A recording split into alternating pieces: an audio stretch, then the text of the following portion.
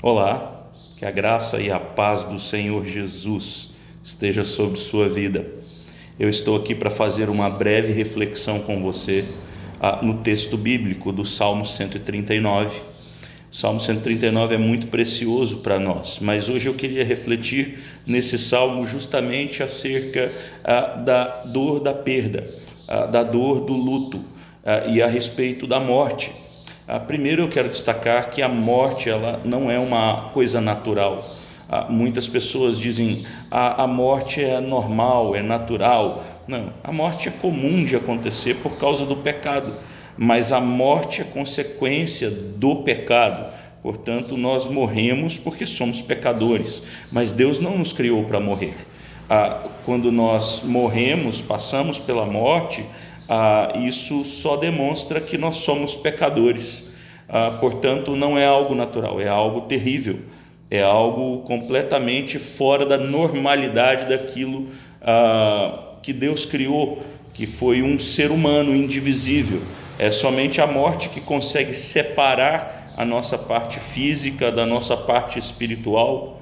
A filosofia grega entendia que a morte era algo bom, porque a matéria é ruim e o espírito é bom. Portanto, quando ocorria a morte, logo a gente se desprendia daquilo que é material, que é ruim, e caminhava para algo melhor, que é o espiritual. Só que biblicamente nós entendemos que Deus nos criou matéria, Ele nos criou corpo e alma, Ele nos criou um ser completo, e portanto não há nada de ruim nem de bom relacionado a físico ou espiritual, mas o que há de ruim no coração humano é consequência do pecado.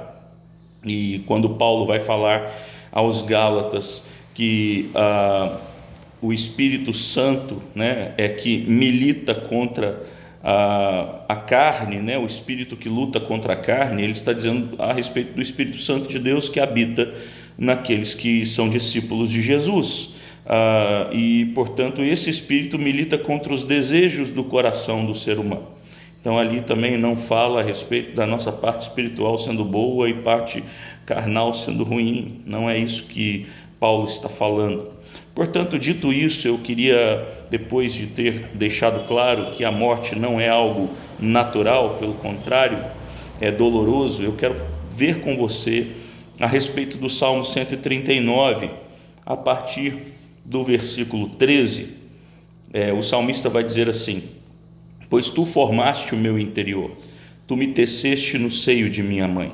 Graças te dou, visto que por modo assombrosamente maravilhoso me formaste.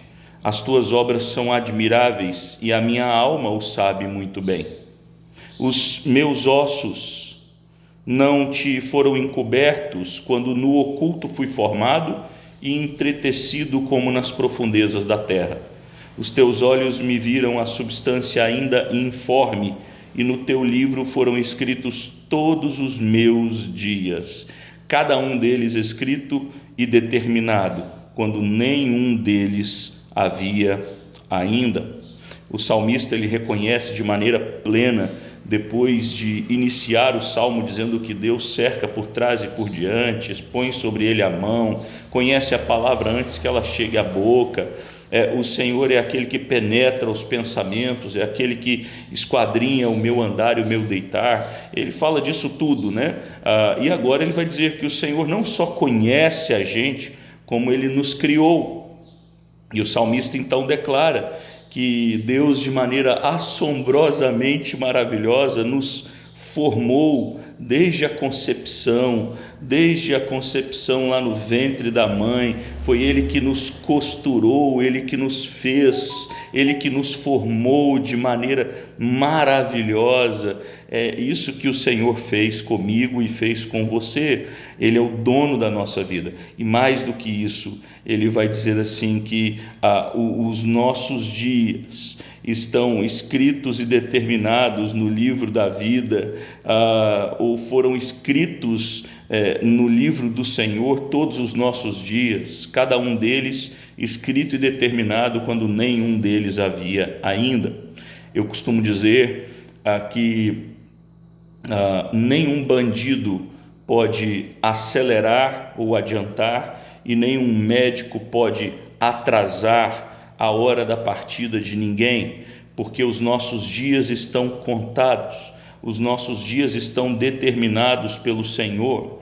Portanto, é dura a presença da morte no mundo, ela é dura, ela é triste, ela é dolorosa, ela faz o coração daqueles entes queridos e das pessoas que estão sofrendo com essa morte, faz o coração ficar certamente em pedaços. Isso é fato, é indiscutível, mas a morte, ela é inevitável, ela vai acontecer, mais cedo ou mais tarde ela vai acontecer, nós passaremos por ela, nós atravessaremos também por isso.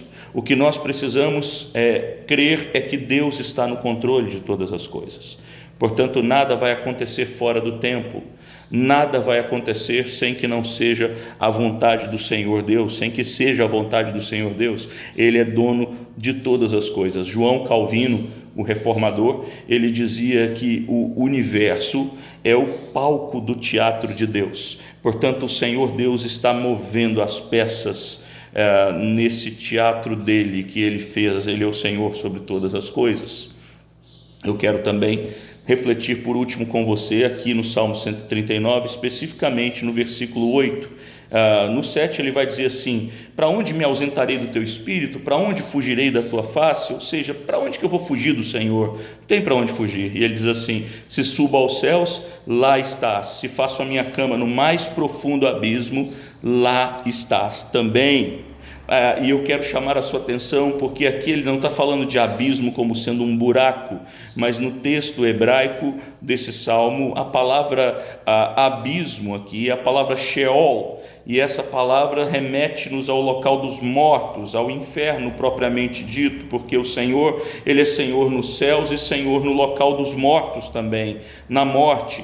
A palavra de Deus vai dizer para a gente que Deus enviou o seu Filho, e esse Filho, que é Jesus Cristo nosso Senhor, ele se entregou e ele morreu na cruz do Calvário por mim e por você. O credo apostólico vai dizer que ele desceu ao Hades, que é esse local dos mortos. Ele esteve lá, mas de lá ele saiu da sepultura, ele ressuscitou ao terceiro dia, para que todo aquele que nele crê não pereça, mas tenha a vida eterna. Ele mesmo vai dizer lá em João 6, segundo relata João no seu evangelho, no capítulo 6, ele vai dizer: todo aquele que o Pai me dá, esse virá a mim, e o que vem a mim, de modo nenhum lançarei fora. E mais para frente ele diz: e eu o ressuscitarei no último dia. Olha, por mais que a morte seja dolorosa, por mais que passemos e iremos passar por isso, nós mesmos enfrentaremos essa morte,